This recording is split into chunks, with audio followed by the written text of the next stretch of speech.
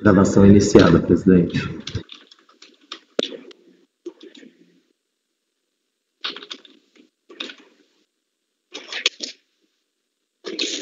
Muito bem, voltamos à nossa sessão dessa terça-feira. Nós seguimos com a nossa pauta, com os pedidos de preferência. Nós temos agora os itens 33 a 36, são paradigmas e repetitivos, relatoria do conselheiro Luciano Bernardi, contribuinte recorrente a produtos Rocher, químicos e farmacêuticos, sociedade anônima. Vai haver sustentação oral, doutora Roberta Augusta, que eu peço ao Fabimar que traga para a sala para fazer a sustentação e acompanhar o julgamento. Ok, presidente.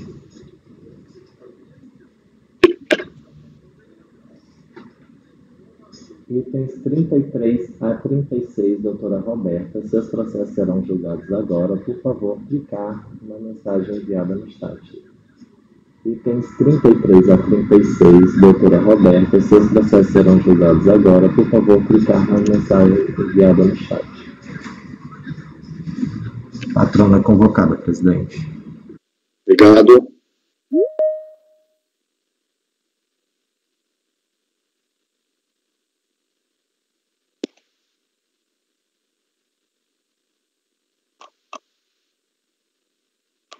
Bom dia. Bom dia, doutora. Bom dia. Seja bem-vinda. A senhora está nos vendo, nos ouvindo? Estou sim. Perfeito. Nós vamos fazer o julgamento dos processos que a senhora é a patrona, a contribuinte de produtos Rocher, né?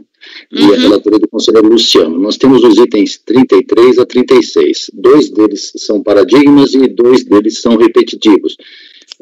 Pela posição inicial do relator, seriam temas mais ou menos semelhantes, mas naturalmente a senhora tem a possibilidade de fazer a sustentação dos 2 paradigmas, independentemente. Não sei se a senhora vai fazer uma sustentação única. Uma só. Tá bom, única. Então tá ok. Então eu peço ao conselheiro Luciano que faça um breve relato, depois a senhora tem o tempo regimental para a sua sustentação e nós acompanharemos. Os demais com o microfone fechado, por favor. Obrigado. Obrigada. Luciano. Ok, presidente. Bom dia, doutora, como está? Bom, vou fazer um breve relatório e aí eu vou deixar a parte do recurso voluntário para que a patrona possa fazer a sustentação. Trata-se de um recurso voluntário interposto em face de decisão da RJ. O objeto da LIG é a não homologação de compensação de pagamento indevido ao maior de imposto de renda retido na fonte. Foi apresentada uma manifestação de conformidade, que basicamente alegou que havia estabelecido o pagamento de JCP, acionista residente no exterior, e em reunião posterior da recorrente foi constatado erro de cálculo na retenção IR, pago a maior. Portanto, eles tentaram fazer a compensação desse valor. A DRJ julgou a improcedência da manifestação de conformidade, basicamente alegando que deveria ser acolhido o pedido de julgamento em conjunto, que foi pedido isso também na manifestação de conformidade, com outro processo, que é, no caso, o repetitivo, mas não apensado. O contribuinte não comprovou as alegações, em consulta ao sistema da Receita Federal do Brasil, não houve variação no valor do patrimônio líquido, e, por fim, não houve apresentação de documentação contábil, que deveriam ser juntadas com a impugnação. Aí a contribuinte apresentou recurso voluntário e eu passo a palavra para que a doutora possa se manifestar a respeito dos seus argumentos de defesa. Com a palavra, doutora. Bom dia. Eu vou pedir licença para os senhores para colocar uma apresentação que facilita a minha exposição. Um minuto. Os senhores conseguem enxergar? Perfeito, está ok, doutora. Tá. Peraí. Bom,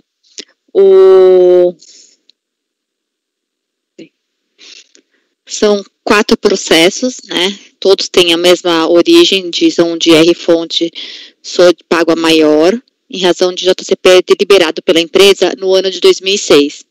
Basicamente, em 2 ocasiões em 2006, em 2 reuniões, uma em agosto e outra em dezembro, a recorrente deliberou o pagamento de JCP às 2 acionistas não residentes, a SAPAC e a Químico.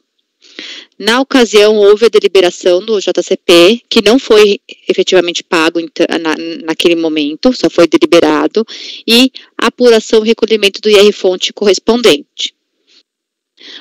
Qual foi o problema? Quando deliberou-se o pagamento do JCP, a empresa não atentou pela distribuição de dividendos que havia ocorrido um pouco antes, que foi em junho de 2006, que foi um pagamento de dividendos no montante de 53 milhões, que impactou as suas contas do patrimônio líquido. Logo, na hora que foi feito o cálculo do JCP deliberado em agosto e dezembro, esse JCP ficou maior do que o permitido pela legislação.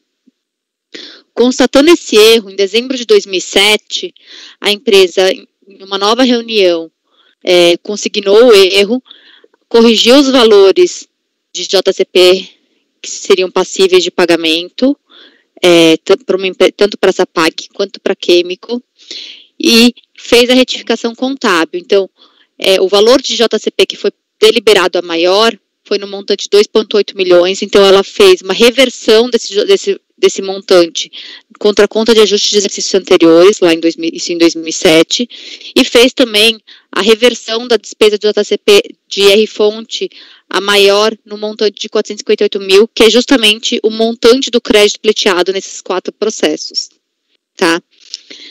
Ciente disso, de que ela havia feito em 2006 uma despesa de JCP a maior, ela também efetuou o recolhimento do imposto de renda e da contribuição social em atraso com os acréscimos legais, porque em 2006 ela ficou com uma despesa de JCP indevida, então ela fez esse recolhimento, e só então, identificado o erro no cálculo do JCP, retificada a documentação contábil, recolhido o IR-fonte e ACS em aberto, foi que ela apresentou os pedidos de restituição e compensação. Mas, por um lapso, não houve a retificação das DCTF de 2006 para corrigir o valor do IR-fonte sobre o JCP deliberado, que continuou com aquele montante a maior, que foi recolhido. E na hora que foi feito o confronto, ao verificar as PDCOMPs da empresa, a fiscalização não enxergou o crédito, tá? O meu objetivo hoje é mostrar para os senhores que ao longo do processo administrativo, a empresa juntou documentação contábil e fiscal que atestam a legitimidade do seu crédito.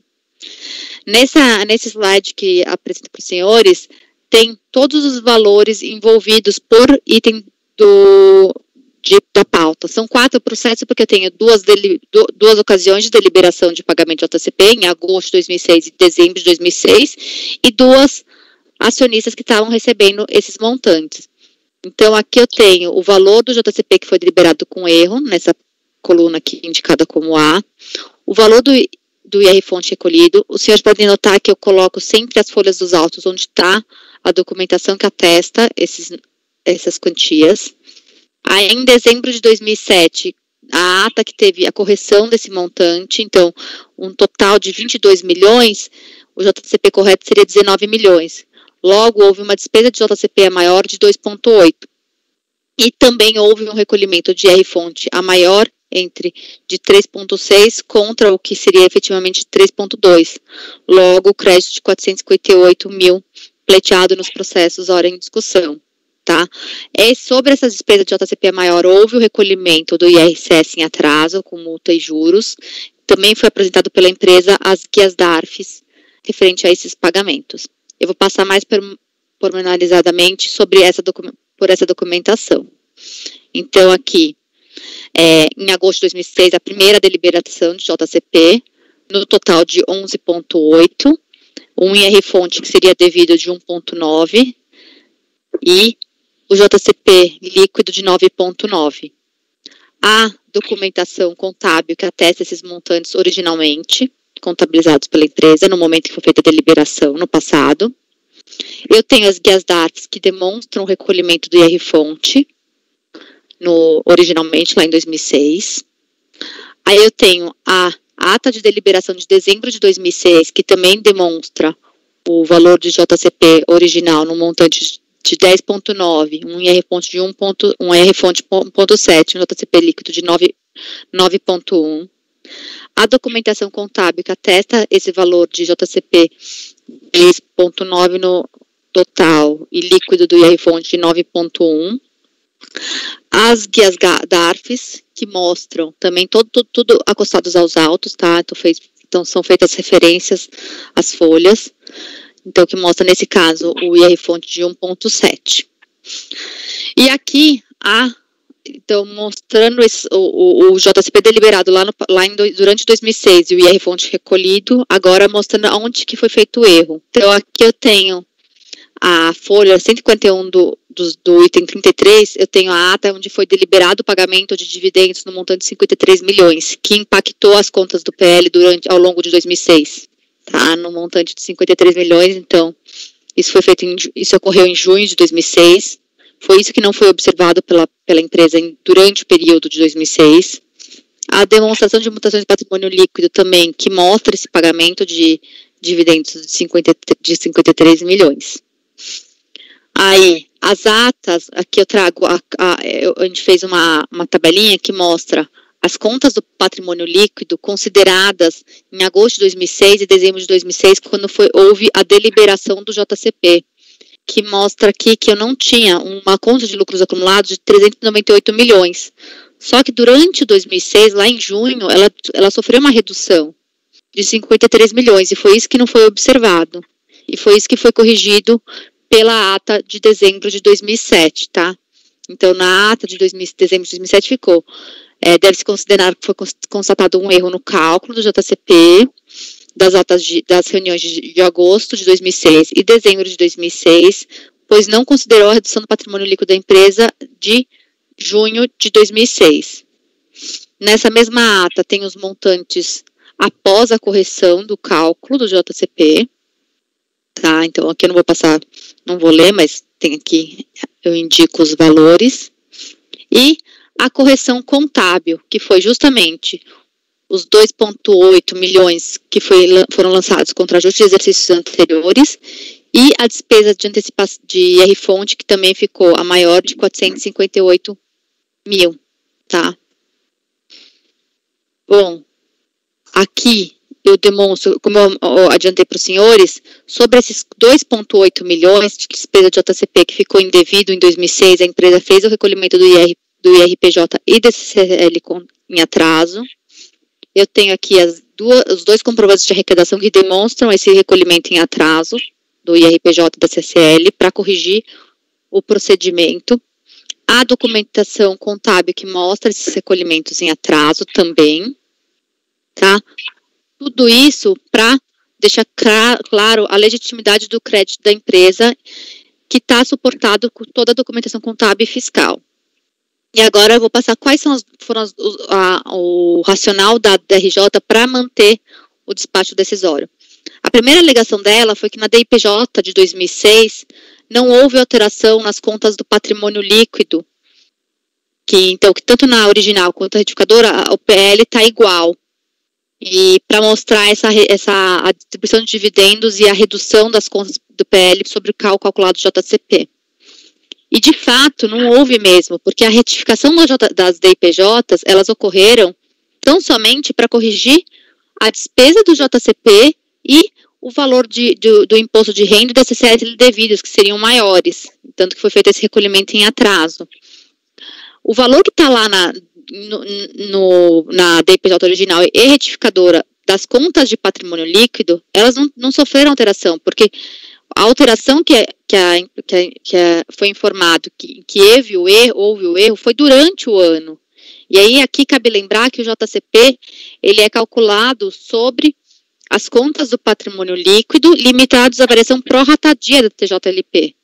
Então, de fato, esse dividendos, ele não foi observado na conta do JCP, e não na informação que foi dada na DPJ. E aí o outro, na mesma linha, a DRJ fala também que os valores dos dividendos pagos em junho de 2006 não reduziram o patrimônio líquido da empresa.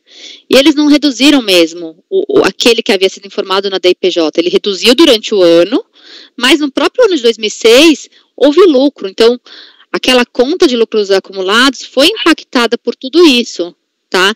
E na DIPJ realmente é isso que ela mostra. E por isso que eu não tenho isso claro na DIPJ, mas eu tenho toda a documentação contábil e fiscal que eu passei aqui para os senhores que suportam esse crédito pleiteado.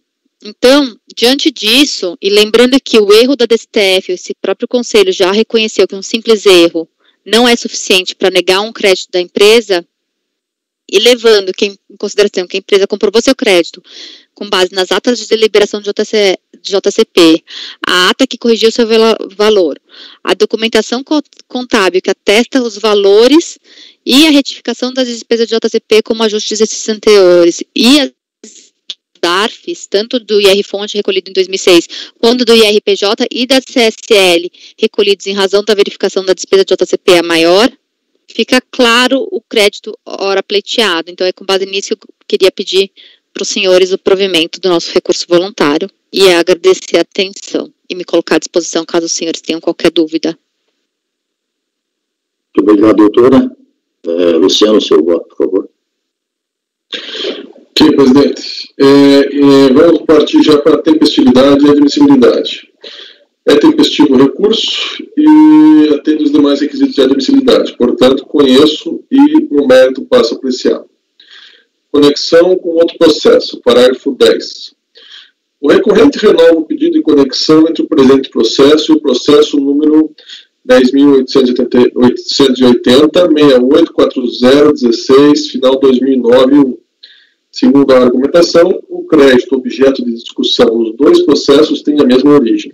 Em outras palavras, no recolhimento maior de imposto de renda retido na fonte incidente sobre o JCP. É possível observar que o presente se constitui como paradigma e que o outro processo se constitui como repetitivo desse. Assim, o CARF, administrativamente, já fez a devida vinculação dos processos, que são julgados concomitantemente. Quanto à comprovação ou da prova de verdade material. Em seu recurso, o contribuinte aduz que a documentação constante nos autos, juntada na manifestação de inconformidade e no recurso voluntário, são suficientes para comprovar a existência e o seu direito sobre ele, o que, em outros termos, incluiria a certeza e a liquidez previstas no artigo 170 do CTN. Alega que o princípio da verdade material justifica a juntada de provas no recurso. Inicialmente, é para se ressaltar que o artigo 16, parágrafo 4º do Decreto 70.235/72 prevê que a prova documental deve ser apresentada conjuntamente com a impugnação, no caso, manifestação de inconformidade, sob pena de preclusão. Ao apresentar a documentação no recurso voluntário, o contribuinte corre o risco de não tê-lo aceito, podendo ser, em razão de sua falta de diligência, sua defesa prejudicada. De outro lado, para que se chegue à conclusão se efetivamente houve o recolhimento ao maior ou indevido de imposto de renda retido na fonte, sob JCP, sendo constatada tal situação na contabilidade do requerente, necessária é a análise da documentação juntada, sendo que tal ato é protegido pelo princípio da verdade material. Assim, é o caso de se converter o julgamento em diligência, com base no artigo 29 do Decreto 72, para que a autoridade fiscal possa fazer a confirmação mencionada. Conclusão. Em vista do exposto, voto no sentido de converter o julgamento em diligências, para que a autoridade fiscal analise a documentação constante nos autos, inclusive apresentada pelo recorrente em seu recurso voluntário, de forma que seja emitido parecer sobre a existência do alegado crédito decorrente de pagamento maior ao indevido de imposto de renda retido na fonte, sob o JCP. Ressalte-se que o contribuinte alegou em seu recurso, folhas 118 e 126, que os equívocos do pagamento no recolhimento e, posteriormente, suas respectivas correções se deram sem alteração do patrimônio líquido. Se for ainda o entendimento do agente fiscal, que este forneça quaisquer outros elementos ou documentos que possam contribuir para o esclarecimento dos fatos, sem prejuízo de intimar o contribuinte para que junte documentos ou preste informações. Após a elaboração do parecer, deve o recorrente ser intimado a se manifestar, se assim entender, no prazo de 30 dias. Luciano, isso aí são para os dois paradigmas? Sim, os dois, presidente. Então, só lembrá-lo, essa citação de folhas é dispensável e até deve ser evitada. Porque tem eu vou tirar já aqui. Ok. Bom, a posição acho que foi muito bem sustentado na tribuna, né, a sua colocação da patrona e o processo pela posição do relator necessita um melhor saneamento, acho que é bastante prudente, mas de qualquer forma vamos aos votos de vocês. Se alguém quer se manifestar, Então, o contribuinte ele foi diligente aí ao trazer a documentação que em tese comprova o JCP, né, e as explicações lá referente ao recolhimento dos dinheiros na fonte, né. Então, eu acho acertada a decisão do relator aí de baixar em diligência, né, para verificar esse crédito frente aos documentos apresentados pelo recorrente. Ok, Evandro. Luciano, você quer falar? Presidente, só uma última pergunta, patrona, só para esclarecer aqui, para a gente chamar adequadamente, é produtos Rocher ou produtos Roche? Produtos Roche. Ok, obrigado. Alguém mais? Conversão em diligência, os dois paradigmas e repetitivos. Alguém discorda? Se não, considero que todos estão de acordo. Julgamento encerrado, convertido em diligência. Muito obrigado, doutora. Obrigada. Isso vão ser para os 4, então. 4 processos. Tá, tá ótimo. Muito obrigada. Bom dia para a senhora. Tá? Bom dia para os senhores. Muito bem, continuando com a nossa pauta. Vamos agora, não temos mais nenhum pedido de sustentação oral para a parte da manhã. Vamos começar com o número 1 da pauta, relatora e conselheira Júnia. Agência de Fomento do Estado de Pernambuco, também paradigma e repetitivos. É o item 1, é o paradigma, e os subsequentes, até o número 4, são repetitivos. Júnia, por favor, breve relato e voto. Já está aí na pasta, presidente. Podemos ir por voto. Só um minutinho, que agora meu negócio está custando abrir aqui. Essa resolução, essa é uma resolução pelo seguinte. Inclusive vai ter um processo, eu não sei por que ele não está aqui, que também tem exatamente o mesmo problema. Tem 2 processos dessa agência de fomento, e a discussão aqui é uma questão sobre tempestividade, tá? Então, é só sobre isso, porque a DRJ entendeu que a manifestação de inconformidade estava intempestiva, né? E aí a discussão, vamos para o voto.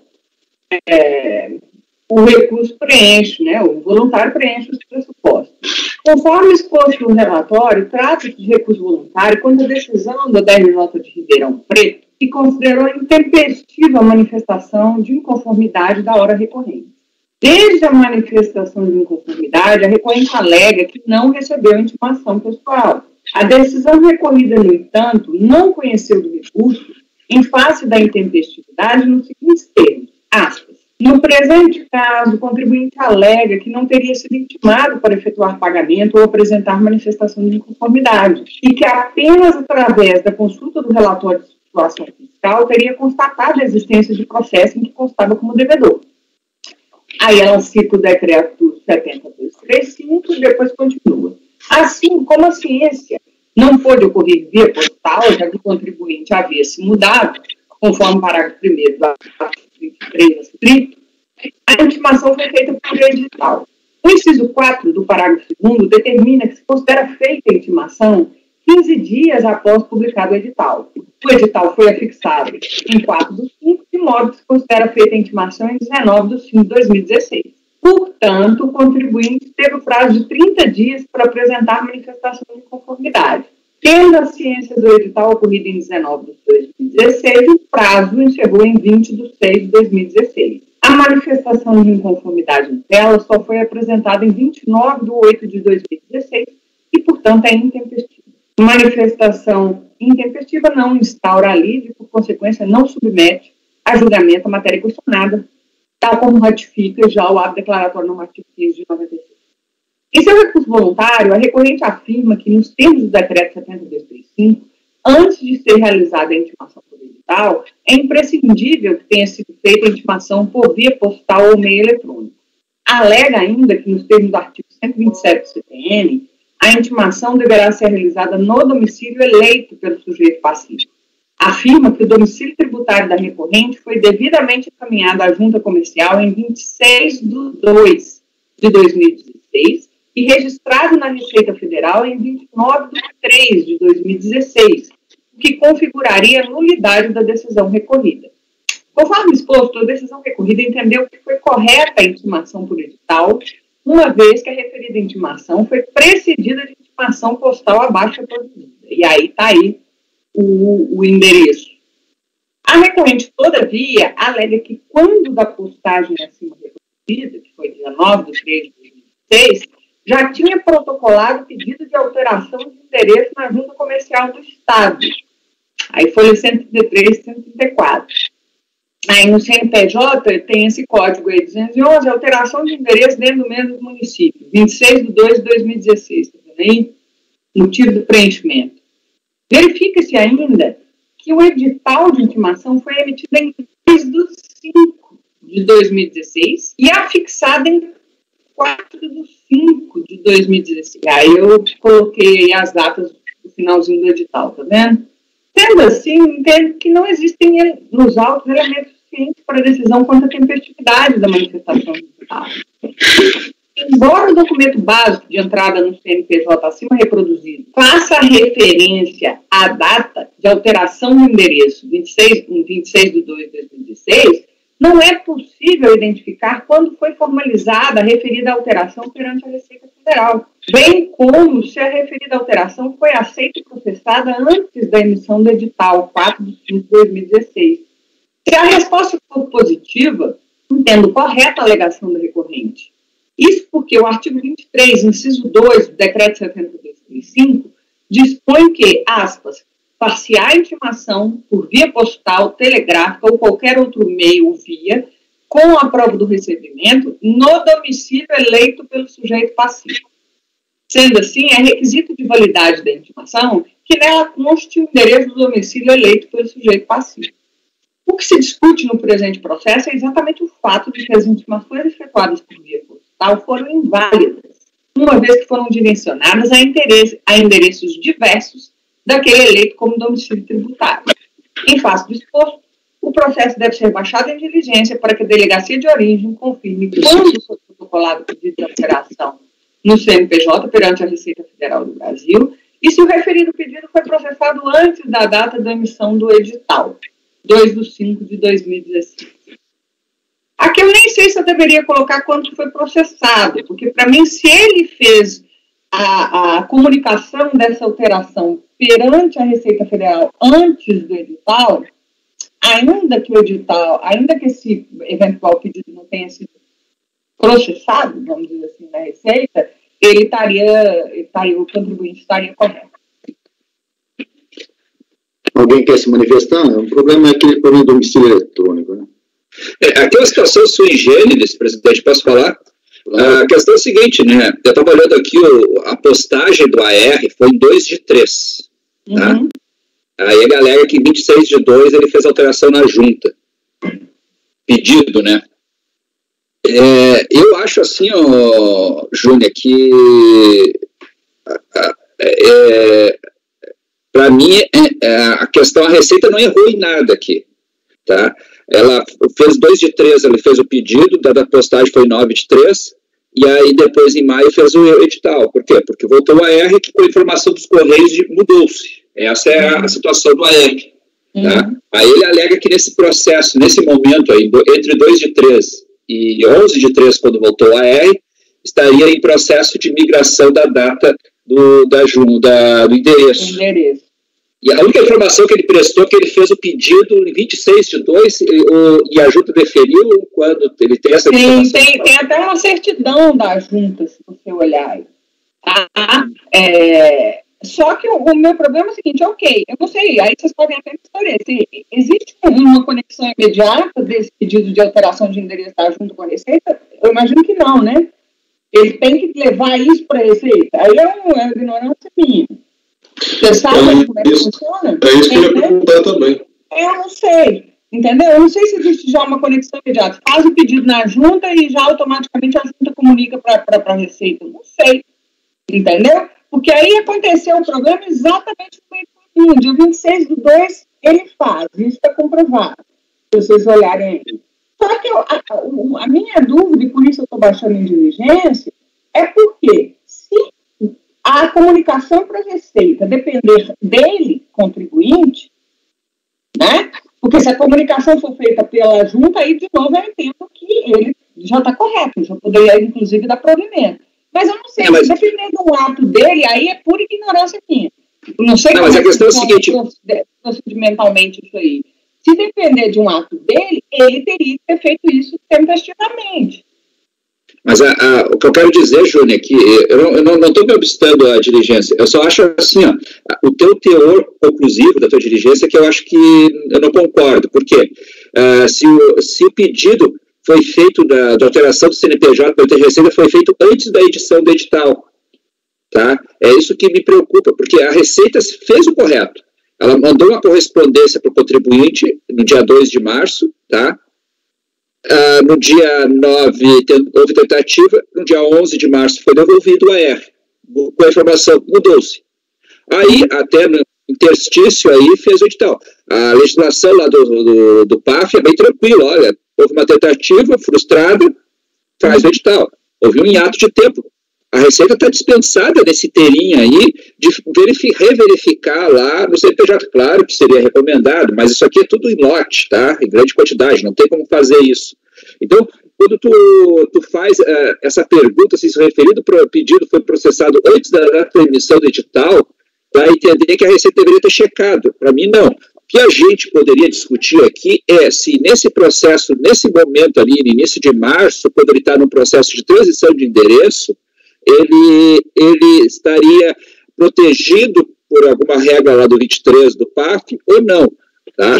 Eu entendo que não, mas tudo bem, eu entendo que essa diligência também não é tão desnecessária, mas a Receita, para mim, essa pergunta aqui da conclusão, eu acho incorreta, assim. Tá. O que eu acho, para mim, só resumindo aqui, que é do ponto de vista jurídico, é o seguinte: o CTN dá ao sujeito passivo a possibilidade de eleger o domicílio.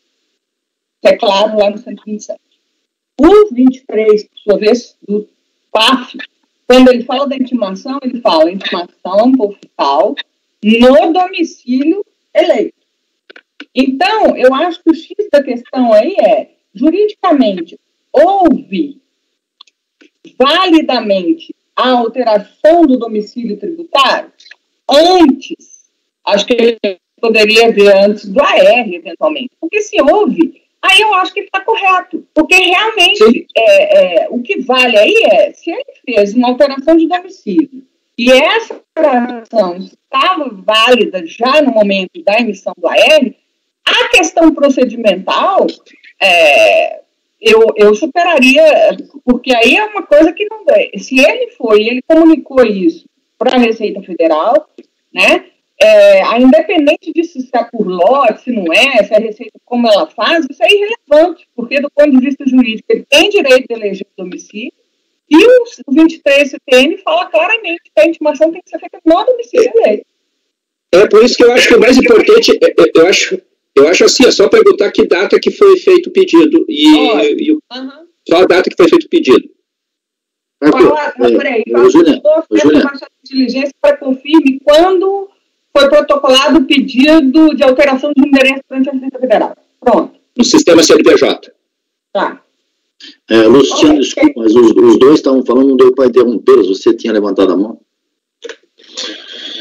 Presidente, eu estou compartilhando da discussão aqui, na verdade eu estou pensando aqui e efetivamente acho que o Marco está certo, tem que saber quando que foi protocolado junto à Receita, né? Ok. Que é isso que importa. Ok, eu já conferi, eu coloquei esse ano, Agora, essa é uma pergunta que eu faço, eu não sei se os conselheiros sabem, especialmente o da Fazenda. É automático quando há a protocolo da junta, é automático a alteração junto à Receita ou tem que fazer outro pedido da Receita? Ágoro, com a palavra. Você sabe, Ágoro, se quando a gente protocola o pedido de alteração de endereço na junta, automaticamente a Receita é informada ou você tem que fazer um outro pedido na Receita para confirmar isso? É o DBE, né? A alteração na junta. Como é o tem o DBE. É feito através do DBE. Depois que tu faz a alteração, desculpe, Ágoro, te interromper. Depois que tu faz a alteração na junta, tu tem que mandar online a comunicação através de DBE. DBE, isso mesmo. Mas depois que pede na junta ou depois que é aceito na junta? É tudo concomitante praticamente. Mas depende do contribuinte.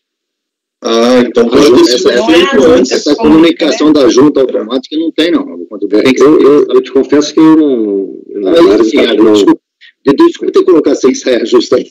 Não, mas é que eu não era minha especialidade lá na área de cadastro, mas o que eu tinha acompanhado à distância nos últimos anos tinha sido sincronizado isso, cadastro sincronizado. Mas não é mais, não tem que fazer um DBE mesmo, o Marco tem razão, é isso mesmo, DBE, o contribuinte preenche, é quase tudo concomitante, mas essa informação, assim, automática da junta, isso houve uma época que era assim, mas eu tenho a impressão que não é mais, não. Isso nos últimos eu já coloco esse código que vocês falaram, DBE, quando foi... Pera um pouquinho só, Júlia. Nos últimos anos, a Receita está trabalhando exatamente para sincronizar isso. Então, assim que se fizesse alteração. Mas a época dos fatos aí é o seguinte, né, primeiro você faz a alteração na junta, depois você pede, faz a solicitação na Receita, porque como é que você comprova que houve alteração? Através da apresentação da alteração do contrato social com carimbado na junta. É aquele documento ali, naquela data, que vale a alteração da Receita. Quando ele caminha o DBE, ele tem que encaminhar já a alteração que ele fez na junta. Chancelada na junta. Inclusive, isso tem mais um detalhe, porque tem muitas coisas que podem, muitas pessoas jurídicas podem ter registro em cartório, não tem sincronismo. Sim. Tem que ter cartório também, né? Então, respondendo e resumindo, depende do contribuinte, a vontade dele fazer isso aí. Então, mas acho que, resumidamente, prudentemente, conservadoramente, uma diligência nunca é demais, até porque o contribuinte pode ter razão. Então, a proposta da Júlia é nesse sentido. Alguém mais quer se manifestar? Então, contribuinte em diligência, itens 1 a 4. Júlia, já que está com a sua relatoria, o próximo processo seria do relatoria do Luciano, mas eu vou fazer a relatoria sua, que é o item 7. Porque você já está com a sua pasta aberta mesmo, aí já vai na sequência. É Bebidas Real de São Gonçalo. O item 7 é o paradigma e o 8 é o repetitivo. Depois eu faço o 5, que é do Luciano. Item 7. E o paradigma. Eu pus aqui no meu de 8, eu devo ter errado. Enfim. É o 7 e 8, na verdade. Ok. Eu devo ter só numerado errado. Aqui, presidente, é o seguinte, foi um auto de... O trabalho fiscal, na verdade, super confuso esse processo, mas no final ficou assim. Ele teve um MPF e esse MPF gerou auto de infração de RCS, PIS e COFINS, tá? Ele entrou com vários mandados de segurança para questionar o MPF, teve um primeiro que foi deferido liminar foi revogado, depois ele entrou para o outro. É absolutamente confuso, mas no final das contas é porque ele tinha um crédito, ele pretendeu compensar um crédito prêmio de IPI, essa era a origem, e acabou gerando uma divergência depois, porque ele não declarou o débito corretamente. A DRJ negou o provimento, tá? Ele faz um recurso voluntário, onde ele alega aquela bagunça, a confusão toda, mas o que eu percebi aí porque quando eu vi, porque o segundo mandado de segurança que ele impetrou, que tinha tido também a liminar, que parece que não estava revogada, estava vinculada ao processo de COFINS e COFINS, tá? E aí, então, vamos para o voto, eu coloco lá, do julgamento do processo de final 2007-11. Aí eu falei, conforme se verifica pelo termo de verificação de intimação, o trabalho fiscal abrangeu ISS, PIS e COFINS. Aí tá aí, ó. Bebidas Real São Gonçalo, né? PIS, COFINS e RPJ CSE. Ambos os processos decorrem do mesmo procedimento de fiscalização e sob o mesmo MPF, esse de final 229, tendo a mesma autoridade fiscal e a mesma situação fática no mérito. Aí eu coloquei aí, ó, inclusive ela descreve os períodos, o MPF é o mesmo. Aí eu coloco a circunstância, então esse processo de 2007-11 já foi julgado, tá? Então eu aplico, nesse caso, a decisão que foi proferida no processo 2007-11, que é negar provimento, conhecer parcialmente, e na parte conhecida, negar provimento nos termos do acórdão 3302-007-271. Júlia, estamos ouvidos desculpa, Marco, tô tendo alguns ruídos aqui na gravação, não sei se é o meu microfone microfone aberto, de qualquer maneira, tomar um certo cuidado que... Pode falar, mano. Fala, Marco. Júnior, esse processo é de RPJ, esse aqui? Esse é de RPJ. E os outros que foram julgados é de PIS e COFINS, Isso, tá? Achei estranho, porque na verdade... Aí a questão é a seguinte, ó, pelo regulamento do RICARF, até onde, a não ser que eu esteja enganado, ou de repente eu estou um pouco rígido também, isso aí podemos discutir a flexibilização, o processo principal pelo regulamento do RICARF vai ser o de RPJ, se é exatamente a mesma matéria, tá? Então, se o processo de PIS e COFINS for julgado antes... A gente teve aquela discussão velha de uma construtora aqui, que se lembra comigo. O processo de PIS e COFINS foi julgado por engano. Porque a orientação do RICARF, por analogia, é sempre julgar o principal e, se possível, todos juntos, né? A orientação é julgar todos juntos. Se não julgar todos juntos, a decisão que se replica para todos é do principal. Tá? Então, se esse aqui é de RPJ, em tese, esse aqui é o principal. E ele não aproveita o decidido do PIS e COFINS. Não sei se estou sendo bem claro. Tá? Então, se a gente for aplicar o artigo 6º aqui, tá? Esse aqui é o processo principal. Então, não cabe... Ele é que tem que levar a decisão para os outros. E não puxar a decisão dos outros. Para mim, porque como ele... Ô, Júnior... O que o Marcos Eu entendi. Eu fiquei na dúvida. Mas é porque, como era exatamente a mesma matéria, inclusive a decisão da DRJ, se você pegar, é idêntica, e a decisão, até a transcrição do acórdão cutano, é exatamente o mesmo. Ela não faz essa separação, inclusive nessa confusão processual que foi feita. Então, eu acabei fazendo isso. Mas, Júnior, só um minutinho, Júnior, espera um pouquinho. Com relação a esse ponto, eu acho que não há dúvida que jamais esse processo pode ser replicado de PIS e COFINS. Não tem o menor sentido, é o inverso. Né? Então, aqui, acho que não tem condição de aplicar isso, não, se é que é isso.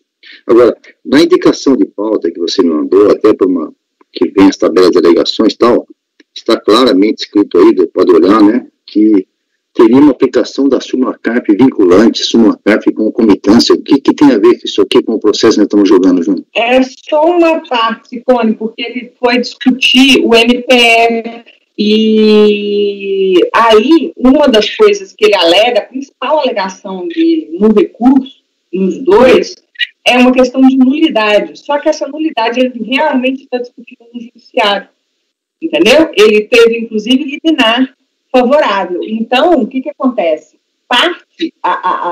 O acórdão 3302 está conhecendo parcialmente, exatamente porque uma parte do recurso dele, que é a nulidade, está sendo discutida no judiciário. E isso não abarca o mérito aí? Isso. Então, quer dizer, você tem a questão da nulidade, que é a discussão sobre nulidade do MPF, né? Que ele fala que não poderia abranger esse período, etc. Essa até tem uma grande confusão, porque ele fez o seguinte, ele ajuizou vários mandados de segurança, o que eu acho que ele nem poderia, né, porque teria aí um problema de litispendência, mas ele foi fazendo isso, ele foi ajuizou 3 mandados de segurança, se não me engano.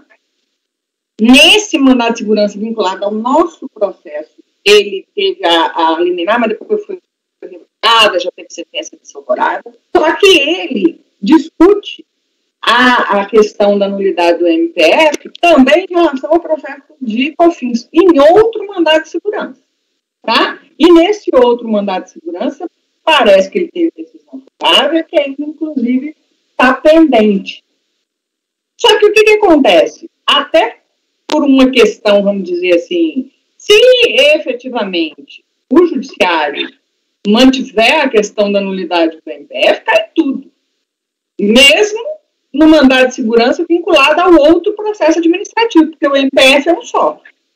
E ele questiona o MPF. Eu fiquei até muito em dúvida sobre isso, porque eu falei, gente, será que é o caso de sobresstar até o julgamento do judiciário? Porque seria, de certa maneira, um julgamento meio, vamos dizer, inútil, em certo sentido, porque o que prevalece no segundo mandado de segurança dele pelo menos por enquanto, é que o MPF seria nulo. Peraí, se o MPF é nulo, você cai com tudo, tá? Então tem esse problema processual, digamos assim. Só que aí eu peguei e entrei nisso. Então, só explicando, existe sim uma discussão de concomitância e é o problema de todos esses processos para mim. Porque, embora no que a gente está analisando não tenha mais nenhum provimento judicial válido, no outro tem. No outro processo, no outro mandado de segurança, tem. E aí, qual que é o problema? Aí você fala, não, mas o outro mandado de segurança menciona o outro processo administrativo. Só que ambos discutem o mesmo MPF. E se o judiciário entender que esse MPF é nulo, na minha opinião, caem todos os lançamentos decorrentes daquele mesmo MPF. Ainda tem esse problema aí. Júnior, vamos ler a súmula aqui para ficar bem claro. Súmula 1. Importa a renúncia às instâncias administrativas à propositura pelo sujeito passivo de ação judicial por qualquer modalidade, antes ou depois do lançamento de ofício, com o mesmo objeto do processo administrativo, sendo cabível apenas a apreciação pelo órgão de julgamento administrativo de matéria distinta da constante do processo judicial. Lá você diz que está discutindo o MPF. Isso. O MPF é puramente uma controle da administração do trabalho do auditor. Da decisão judicial. A decisão judicial fala que havia ofensa à ampla defesa no MPF, sendo que o procedimento de fiscalização é inquisitório. Eu acho absurda a decisão. Olha, minha parte não é isso aqui. Vamos ter um caso aqui específico. Tá? Existe. Entendeu? Alguém mais quer falar? O Marco está com a mão levantada, Marco? Não, o Júnior até deu uma sugestão, eu estava vendo aqui, se tu vai manter, eu posso dar a sugestão, não aplica o sexto, tá? E adota as razões de decidir daquele acordo. Só tem um erro ali, ó, antes da conclusão, resta, portanto, quanto ao CR no teu voto, tá? Para evitar embargos depois. No parágrafo imediatamente antes do item 3, conclusão, tu estava falando de dar provimento ao recurso voluntário nos termos do acordo. Negar. Tá? E eu sugiro para ti, tá? Fica à vontade também, ao invés de aplicar o sexto, aplicar os fundamentos do outro acordo na matéria da multa isolada, que eu dei uma olhada lá já na matéria, eu concordo, então aplicar os fundamentos. Ok. Aí, em vez de ser por reflexo, eu simplesmente adota as razões de decidir. Sim, até porque naquele meu caso, só para esclarecer por que eu sou enfático, no meu caso, aquele patrono queria que nós fizéssemos no processo que eu estava relatando exatamente o que tu fez aqui, sabe? Pegasse o reflexo e dar como princípio, só que foi julgado antes. Eu posso fazer isso sim, aí eu adoto a razão de decidir do outro. Exatamente. Obrigado. Eu acho que eventualmente, mas é o seguinte, a probabilidade do judiciário manter a questão do MPF, eu acho que é muito pequena. Mas, fato existe sentença hoje. Tá? Enfim. E a sentença de mandado de segurança, a apelação não tem efeito supressivo. Significa que essa sentença está válida. Mas azar. Eu vou. Tá bom, mas discutir MPF não é matéria que está dentro do processo, que não tem. Isso, nós não temos que discutir MPF aqui, porque está no judiciário. A minha dúvida mantido isso no judiciário, cai tudo aqui, pronto, se for mantido. Ok. Propôs a relatora, então, negar provimento, já discutimos, alguém que quer se manifestar mais sobre isso? Marco, novamente? Não. Deixa baixar a mão. Ficou a mão levantada. Por unanimidade, negado o provimento, julgamento encerrado, seguindo. Agora, relatoria, voltamos ao item 5. Desculpa, sim. Só ressalta, conhecido parcialmente, na parte conhecida, negado provimento. Conhecido parcialmente, na parte conhecida, negado provimento. Perfeito. Tá ok, Júnior, muito obrigado. Item 5, Luciano, sua relatoria, cooperativa de trabalho médico, especialidades e atividades correlatas, FEMCOP. O item 5 é o paradigma, 6 é o repetitivo. Luciano, breve relato agora. Perfeito, vamos lá.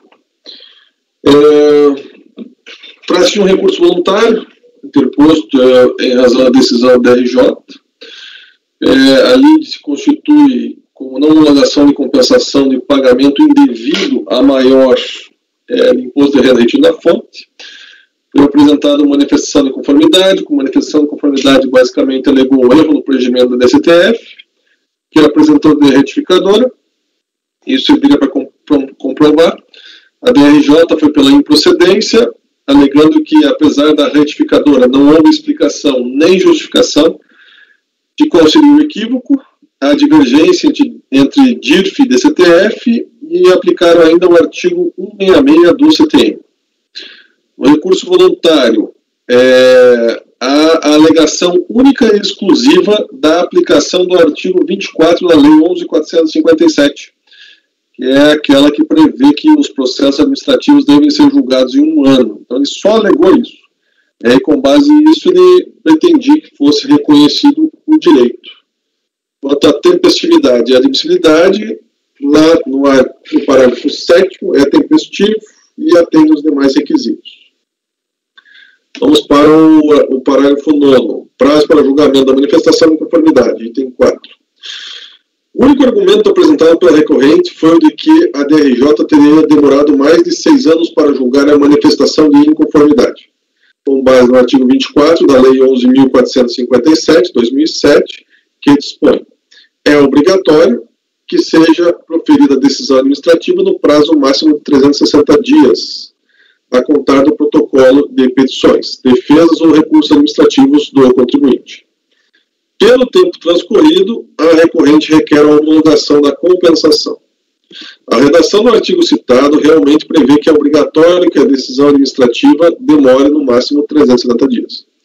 Contudo, o dispositivo não prescreve a consequência da infração. Típico da norma jurídica é o seu antecessor ou prescritor, que dispõe a respeito da conduta normatizada, e o consequente, que determina qual é a consequência jurídica que deve ocorrer.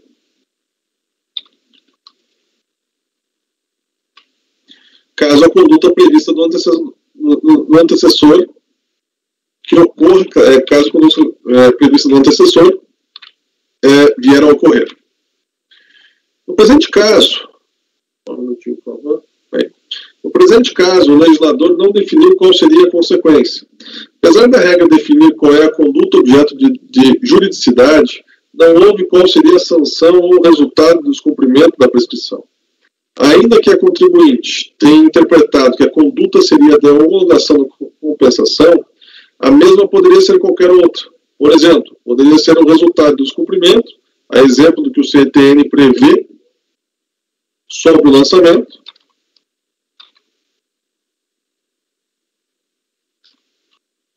em seu artigo 142, parágrafo único. Mas poderia ainda ser a redução da multa, caso ela fosse objeto do processo. O fato é que, sem o dispositivo prevendo a consequência, não há como se ter qualquer efeito. O fundamento para tanto é o princípio da legalidade. Assim, deve o argumento da recorrente ser rejeitado. Diante do exposto, voto no sentido de reconhecer o recurso voluntário para, no mérito, negar-lhe provimento, de forma a manter a decisão da DRJ pelos fundamentos expostos. Em resumo, não discutiu nada do mérito, só discutiu isso. Isso. Alguém quer se manifestar? Negado o provimento unânime pelos fundamentos expostos pelo digno relator. Seguindo, obrigado, Luciano, seguindo o item agora subsequente, o item 13, novamente da relatora da conselheira Júnia, mega peso transporte, o paradigma e o repetitivo na sequência. Júnia. Item 13. Aí, presidente. Vamos para o voto. Dá para ir para o voto. Recurso preenche os pressupostos, motivo pelo qual ele conhece. Conforme exposto no relatório, trata o presente processo da lavratura de auto de infração de multa decorrente de compensação indevida, efetuada pela pessoa jurídica constante de declaração apresentada com dados falsos. Em sua defesa, a recorrente alega nulidade do auto em virtude da suposta ausência de documentação e, consequentemente, cerceamento do direito de defesa. Quanto ao mérito, alega responsabilidade terceira pelas infrações que deram causa à não homologação das compensações. Preliminar, nulidade do auto em razão do descumprimento do artigo 9º do decreto 7235 e cerceamento do direito de defesa. A recorrente alega ofensa ao artigo 9º, uma vez que a autoridade fiscal deixou de instruir o auto com todos os documentos, aspas, inerentes à ocorrência dos fatos geradores das obrigações públicas, não apresentando as declarações de compensação, PDCOMP, declarações de crédito do CPF, muito menos a documentação referente à escrituração contábil fiscal, SF, originais, que ampararam o lançamento de ofício e a respectiva imposição da multa. O artigo 9 do Decreto 7235 determina que a exigência do crédito tributário e da penalidade serão formalizados em autos de infração distintos, os quais deverão ser instruídos com todos os elementos de prova indispensáveis à comprovação do ilícito. Improcedente a alegação da recorrente. Isso porque, em primeiro lugar, a obrigação principal decorrente da não homologação do PDCOMP foi formalizada no processo de final 2017-30. Em segundo lugar, porque o relatório fiscal de as folhas 47 descreve pormenorizadamente as condutas que ensejaram, aí eu coloquei agravamento, seria imposição, a imposição da multa, bem como os dispositivos legais aplicáveis. Não há que se falar, portanto, em cerceamento de direito de defesa. A própria recorrente reconhece que o presente auto de infração estava vinculado ao processo de 2017-30, no qual se encontrava todo documento que deu ensejo à não homologação, conforme se verifica pelo trecho abaixo transcrito, aspas. Porém, como já consignado, caso não houvesse o auto de infração em procedimento distinto e não vinculado, a recorrente não deteria a situação fática do documental para balizar sua defesa, ou ainda retificar os recursos materiais coletivos, sendo imputado ao recolhimento de tributos e multas dos porchantes e absurdos, ao passo que não lesou ou prejudicou o erário. Finalmente, a alegação de que a autoridade fiscal deixou de instruir o auto com a documentação, aspas, inerente ao fato gerador é igualmente improcedente. Conforme já exposto, o fato gerador do presente orçamento é a não homologação. Sendo assim, a documentação indispensável à autuação é o despacho decisório de não homologação, o qual encontra-se juntado às folhas 66 e 69 dos presentes anos. Em face do exposto, rejeita preliminar. Mérito. Quanto ao mérito, a recorrente alega que não pode ser responsabilizada pelas fraudes que deram origem à não homologação discutida no processo de final de 2017. Uma vez que mencionadas infrações foram praticadas por terceiros. Aí ela fala que foi a empresa Apex, enfim. Inclusive, essa empresa já teria sido objeto de ação. Tais alegações deveriam ter sido suscitadas no âmbito do processo 2017-30, no qual se discutia a não homologação da concessão e não no âmbito do presente processo. Sendo assim, tendo sido julgado improcedente a manifestação de inconformidade no âmbito do mencionado processo e não tendo sido apresentado recurso voluntário da referida decisão, ela necessariamente produzirá efeitos na decisão a ser proferida neste processo. Além disso, é importante ressaltar que, nos termos do artigo 136 do CPM, aspas, salvo disposição de lei em contrário, responsabilidade por infrações da legislação tributária independe da intenção do agente ou do responsável, da efetividade, natureza e extensão dos efeitos do ato. Conclusão, em face do exposto, rejeita as preliminares e não conhece as alegações de mérito, as quais deveriam ter sido suscitadas no processo de final 2017-30. Como voto? Júlia, então você está rejeitando as preliminares e no mérito você não está conhecendo do recurso. Porque, na verdade, ele se limitou a justificar que não foi ele que alegou compensação, que a compensação não foi feita por ele, etc. Só que isso é uma matéria que ele tinha que ter discutido no processo que não homologou a compensação. Aqui é uma mera consequência. É esse que é o raciocínio que eu estou dando. Você é uma grande processualista, você não acha que seria, eu estou perguntando, tá, para você, não seria mais coerente aí negar o provimento, não? Se não tem problema, não vamos. Se vocês preferirem, não me oponho isso, não. Porque no não conhecimento, ele parece ser uma matéria totalmente estranha, que ele, de qualquer maneira, está se reportando um processo dele. Sim, talvez até sendo meio radical, porque bem ou mal, vamos dizer assim, só que eu entendo que aqui haveria preclusão realmente, sabe? Talvez. Ele teria que discutir lá o processo em que, tudo bem, que esse aqui, de qualquer maneira, é uma multa em decorrência da não homologação. Então, eventualmente, né, vamos dizer, se houvesse fundamento para você cancelar a não homologação, mas a minha dúvida é a seguinte: eu vou lá no processo em que eu discuto a não homologação, tá? E nem sequer apresento recurso, eu estaria eu tenderia talvez seja ser muito rígida, né? Mas eu tenderia a achar que haveria preclusão. Mas eu não me oponho, não. Podemos negar no mérito. Acho que já é menos problema, inclusive. Bom, perfeito. Tá? Alguém quer se manifestar a respeito? Bárbara? Alguma coisa? Alguém? Então, a proposta da Júlia é rejeitar as preliminares. Negar provimento. Ela seria não conhecer, mas mudou para negar provimento. Julgamento encerrado, seguindo.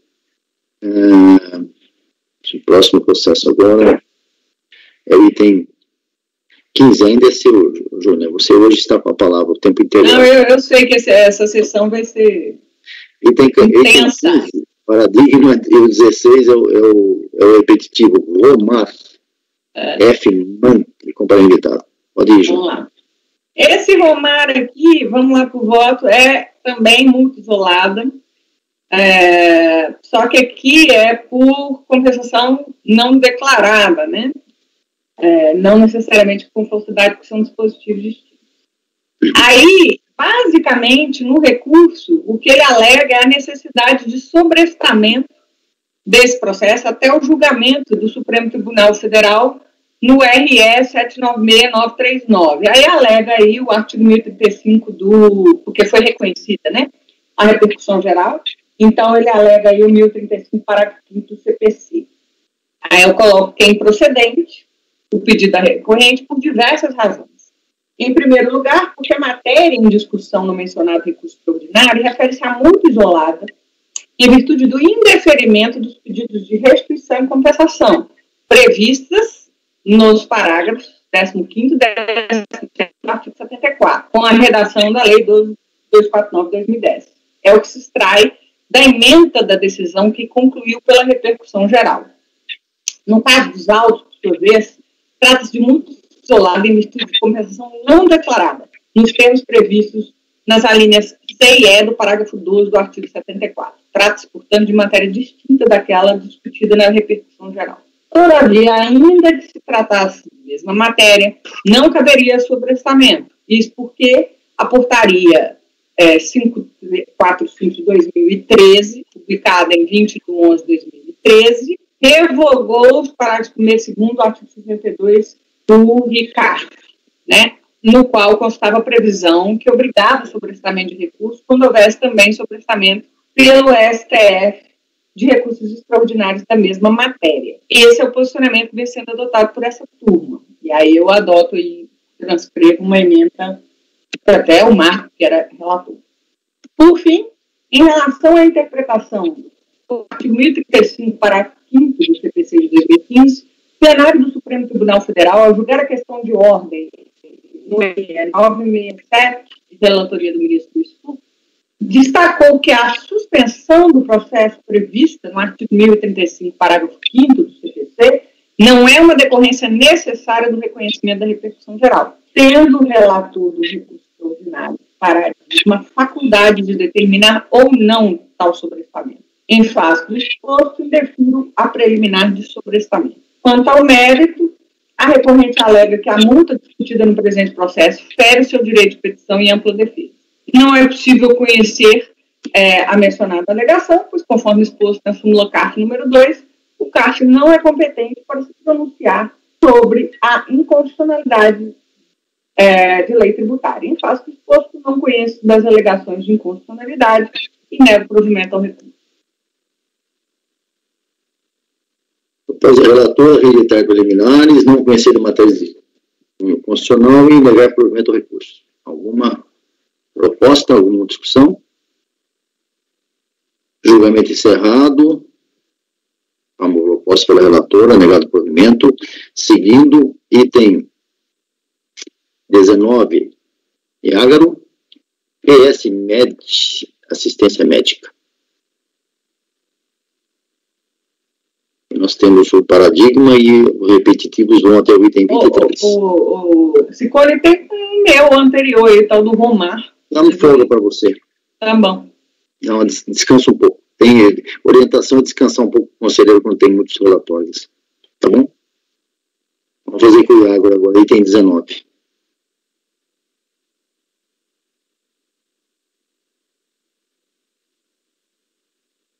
Iago? trata de recurso interposto, né, contra a decisão da RJ Brasília, que julgou improcedente a manifestação de conformidade, né, contra o despacho que homologou parcialmente essa decisão declarada em compensação relativa a crédito de CSL. O despacho decisório reconheceu o valor de R$ 6.765 relativamente ao débito de CSL, né, período de apuração 2009, do valor total informado no pedido de restituição de R$ 20 mil. Em manifestação, o sujeito passivo alegou que o despacho decisório teve fundamento, fato que não ocorreu, isto é, de que o referido pagamento foi utilizado para a quitação da CSL do terceiro trimestre de 2009, pois se baseou nas declarações originais. Entendeu que a retificação da DCTF e da IPJ deve ser admitidas quando verificado erro, ainda que após a lavratura do despacho decisório, que possui decisão judicial reconhecendo os percentuais de 12% para a CSL e de 8% para o RPJ, para a empresa prestadora de serviços hospitalares, no processo judicial citado, que o indébito decorre de ter utilizado originalmente a percentual de prestação de 32%, quando estaria autorizado a utilizar a percentual reduzida. O DJ negou o provimento em razão de que o crédito de 6 mil foi integralmente reconhecido e, diferentemente do alegado pelo sujeito passivo, que teria sido alocado no período de apuração do terceiro trimestre de 2009, o crédito foi utilizado mediante compensação para quitar débitos de imposto de renda na fonte, período de apuração de agosto de 2014, no valor de 8 mil, e de COFINS, período de apuração agosto de 2014, no valor de 1.200, e de setembro de 2014, 628, conforme extrato juntado ao processo folhas 42 a 44. Concluiu a autoridade julgadora de primeira instância que o crédito foi integralmente utilizado para compensar as decompes que são citadas aqui, transmitidas em 11 de setembro de 2014 e 16 de outubro de 2014. Em recurso voluntário, a recorrente repisa os argumentos, né, de que a CSS devida, né, é de 12%, conforme estaria demonstrado na DIPJ e na DCTF, mas não juntadas ao presente processo. Quanto à certeza de liquidez do crédito, alega que a receita bruta do quarto trimestre de 2006 estaria devidamente demonstrada na DIPJ retificadora, identificada como documento 6 do controle fiscal contábil, identificado como documento 7, e planilhas de cálculo, né, identificadas como documento 8, igualmente não juntadas ao presente processo. Alega ainda que teve reconhecido o direito de apurar o IRPJ e CSL com os percentuais de 8 e 12, como já mencionados. É o relatório. O sujeito passivo, né, o recurso é tempestivo, né, e por preencher os demais requisitos processuais deve ser conhecido. A preliminar de nulidade da decisão de primeira instância, né, cerceamento de defesa. Preliminarmente, embora não tenha sido suscitada pela recorrente a nulidade precisamente de defesa da decisão de primeira instância, conforme relatado, verifica-se que a recorrida decisão em que pese a manifestação de conformidade não ter sido clara sobre a real irresignação contra o despacho decisório, pela 35, constata-se que o valor total solicitado no PER de R$ 20 mil foi reconhecido apenas o valor de 6.765. A recorrida decisão afirma que o crédito de 6.765 foi integralmente reconhecido e, diferentemente do alegado pelo sujeito passivo, que teria sido alocado ao período de apuração do terceiro trimestre de 2009. O crédito foi utilizado mediante compensação para quitar os débitos de agosto de 2014, da COFINS, e de imposto de renda na fonte e da COFINS. Item 10. Todavia, nada aduz sobre o não reconhecimento da decisão de primeira instância, né? Nada aduz sobre o não reconhecimento da parcela de 13.342, referente à diferença entre o total informado como pagamento de dívida maior e o valor reconhecido. A nulidade decorre da preterição do direito de defesa, pois impediu a recorrente de conhecer a real motivação do não reconhecimento integral do crédito informado. A nulidade, isto é, o fato de não enfrentar o motivo do não reconhecimento da parcela de 13.342, sequer permite, em fase recursal, analisar as alegações fundadas efetuadas pela recorrente. Defende o sujeito passivo que a apuração da CSL em percentuais reduzidos de presunção decorre de decisão judicial, de que houve retificação das declarações em razão de que as originais foram preenchidas com erro. O fato é que inexiste no processo, seja anexa à manifestação de conformidade ou ao recurso voluntário, prova dos alegados erros cometidos pelo sujeito passivo. Tampouco é juntada a cópia da correta identificação da sentença judicial que autorizou a apuração da CSL em percentuais reduzidos. Assim, ainda que por hipótese fosse superada a nulidade identificada na recorrida decisão, não haveria como, no mérito, decidir a favor do recorrente. Logo, a decisão sobre a inexistência da demonstração efetiva do alegado erro do direito líquido e certo resultaria em supressão de instâncias sobre esses fatos, não enfrentados na recorrida decisão. Essa situação hipotética ensejaria nulidade, não mais daquela, mas dessa decisão. Dessa forma, entendo insanável na esfera recursal o vício da recorrida decisão, há de ser, então, declarada sua nulidade para o retorno dos autos à DRJ, de origem para que seja proferida nova decisão e que sejam abordadas as razões que motivaram o não reconhecimento integral do crédito pleiteado no PER de final 2178 e as razões consignadas na manifestação de conformidade apresentadas nas folhas 13 e 21. Nesse sentido, voto no sentido de conhecer o recurso e no mérito declarar a nulidade da decisão de primeira instância para que seja proferido um novo julgamento. Perfeito. E agora, essa preliminar, vamos votar a posição do relator nesse sentido e declarar a nulidade do julgamento. Vamos lá.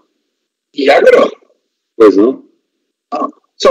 O único perder-conto que está sendo tratado nos autos é o final 2178, né? Sim. E o pedido dele é de 6 mil e pouco. Onde está esses 13? Desculpa, eu não entendi direito. Não, os 20 mil estão no próprio processo no início, né, quer ver? Nas folhas. Deixa eu ver aqui. Ó. Eu abri o perder-conto aqui, o direito creditório em discussão é 6.765. Não, quer ver? Deixa eu ver aqui. Vou precisar de um tempinho para abrir o processo que está só. Tranquilo. Eu estou bem, desculpa, eu estou perdido aqui.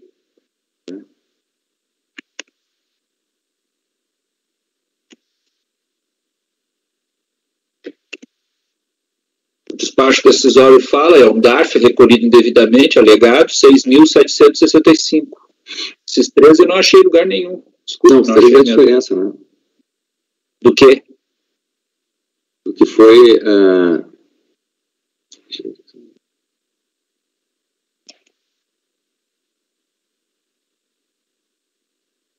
O Intercom fala 6.700. O despacho decisório fala 6.700.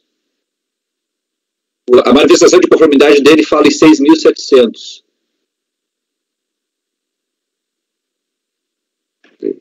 Só um pouquinho, deixa eu localizar aqui. 6/35, deixa eu ver.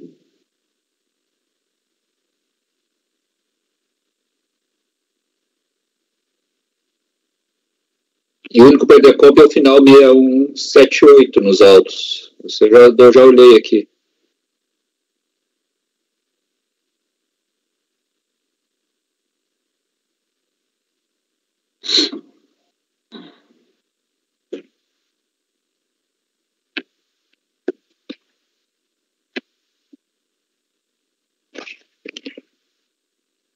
Dá para ver? Porque é um... Só um minutinho, eu só não...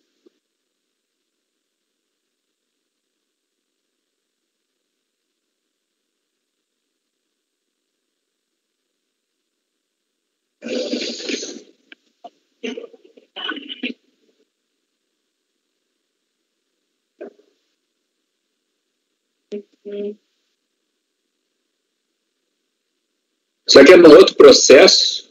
Somou os dois do repetitivo?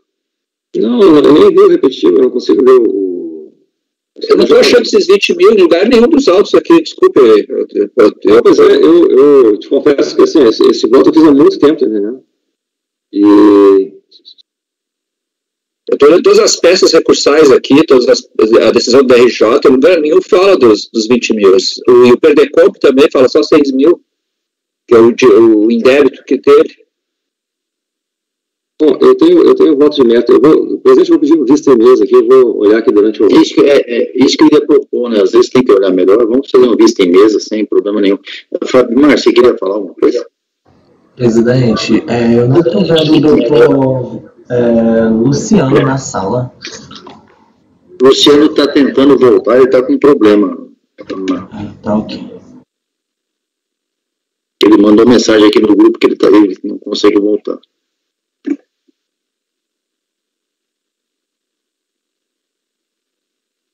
Ele mandou mensagem no grupo aí pra gente agora. Enquanto o Luciano não volta, dá para olhar isso aí, o Iago? Você acha que necessita mais tempo? Eu estou olhando aqui,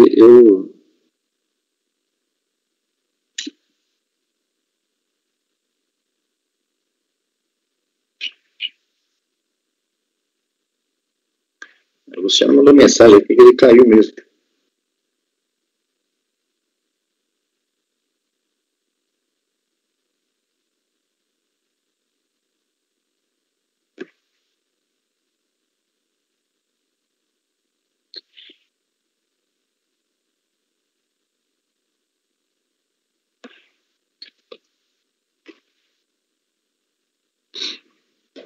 Olha só, a dúvida, Marco, você não está achando um valor aí? Você está procurando, Marco, também? No despacho decisório, logo no início da fundamentação, ele coloca assim, ó, valor do crédito em análise, 20.108. Valor do crédito reconhecido, 6.765. Tem isso, eu não vi, Bárbara. Então, no despacho decisório, logo no, acho que o primeiro parágrafo da fundamentação, do item 3.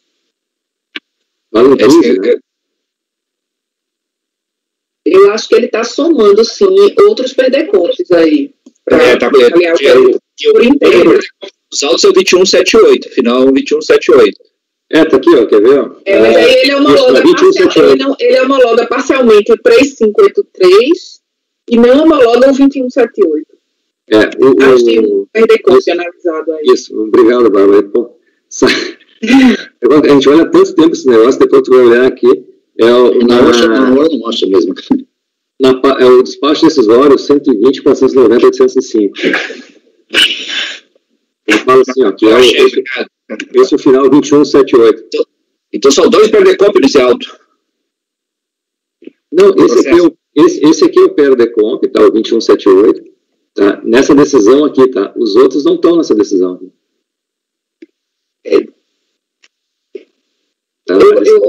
Eu acho que ele pegou os perdecompos e ele colocou só o valor que ele queria do crédito em cada perdecomp, no lugar de botar o valor total. E aí, somando os dois perdecompos, é que dá o valor total. Eu acho que foi isso que ele fez. Está dando esse erro. Não. É só, aqui é só esse... o acordo é só desse perdecomp aqui. Eu não sei os paradigmas que eu não enxergo. Não, mas aqui tem dizendo que ele homologa parcialmente um outro perdecomp, 3583, através desse despacho. Mas o detalhe que o contribuinte fala só no 2178 sempre também, né? Isso, exatamente, só no 2178.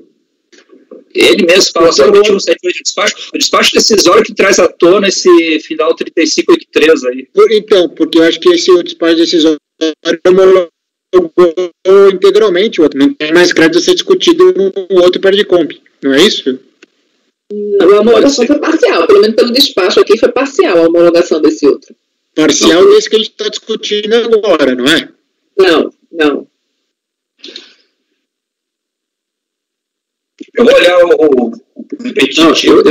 Eu tratei aqui a decisão, ele fala que a decisão da RJ que está para nós aqui, ela trata só do 2158, ela trata do projeto de restituição do 2178. Os outros documentos que estão ali anexados, eu desconsiderei, porque o que foi decidido... Até agora, quando saiu do paradigma, talvez eles sejam dos outros processos, né? Sim, eu estou olhando. Eu não entendi isso.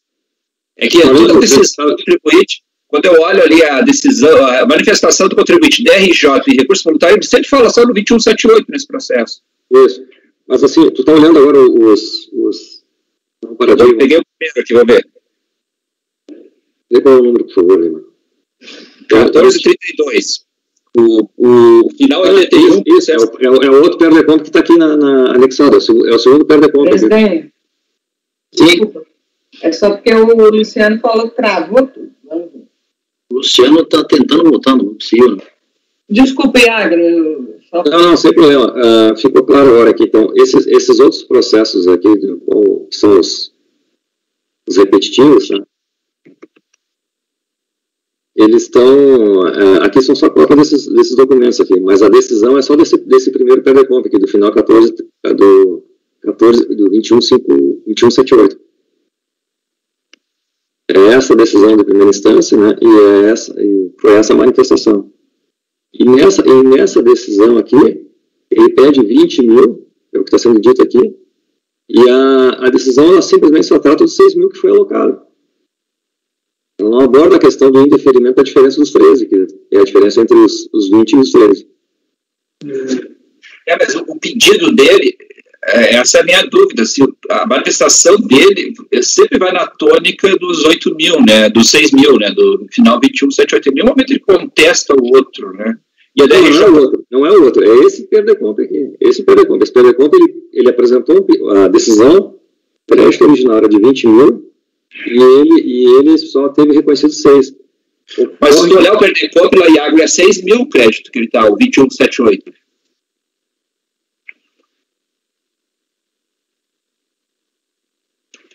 Como é que é? Se tu pegar o processo final 37, que é o paradigma, tá? Nos autos, a princípio, eu estou procurando, apesar do despacho decisório fazer remissão a um outro PERDECOMP, lá, final 83, o único PERDECOMP que consta nos autos é o final 2178, que é de 6 mil, direito creditório em discussão. Estou olhando na página 32, 34 do processo paradigma. Eu estou vendo aqui, o PERDECOMP, né, ele está com o crédito de 6.765. Mas o despacho decisório, quando ele vai analisar aqui o despacho decisório, diz assim, ó... Aí o despacho decisório pegou 2 PERDECOMPs. Não, aqui é só um. O despacho decisório de 120, 490, 805 é um só. Mas ele nota que ele pegou um outro, que nem a Bárbara aí já reparou, ele pegou o final 3583 também, analisou. E na manifestação de conformidade, antes do item 7 da manifestação, antes do pedido, o parágrafo antes do pedido, aí ele remete ao 3583. O PERDECOMP 3583 no final. Ele mesmo, eu acho que se embananou aqui na defesa dele. Não, mas o 3583 não está aqui, né? Ele pede, no mais, requer o presente recurso voluntário seja procedente, reconhecendo compensações no PERDECOMP 3583. O crédito reconhecido foi insuficiente para compensar integralmente os débitos informados do PERDECOMP 3583. Mas o crédito dele em aberto era de 20 mil e o despacho decisório reconheceu 6.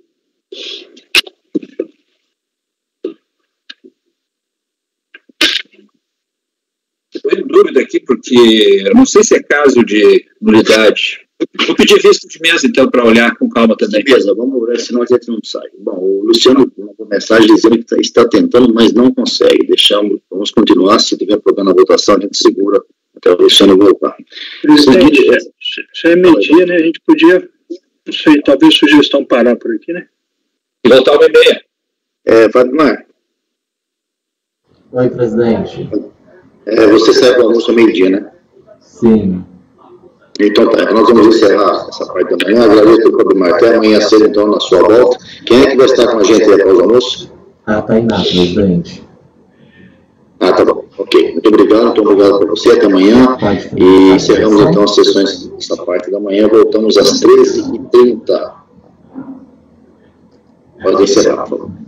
Presidente, eu tenho uma